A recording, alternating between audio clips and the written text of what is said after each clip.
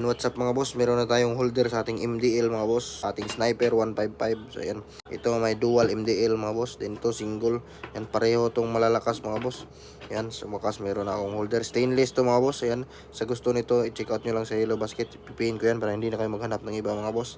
Sobrang tibay nito mga boss, stainless to. Ayan, so plano ko ito lang isa yung ikakabit ko para same sa head ng sniper, parang Cyclops. Yan, mas astig tingnan yung isa, pero mas parang maganda yung dalawa. Pero kasi yung testing ko to, same lang yung lakas ng dalawa dito sa isa. Yan, ganon katindi itong isa na to. Ayan, check out nyo sa Yellow Basket mga boss, itong stainless. Nandyan, ipipiin ko yan. Kung gusto nyo itong MDL na to mga boss, nandyan din sa showcase ko. Visit lang sa profile ko, then showcase, search nyo lang yung MDL mga boss. Yan, or light grills. Yan, LED light grills. Yan, andun. Iba kasi yung pangalan yan eh. Yan, yun lang mga boss. Thank you, bye bye and God bless. Yan.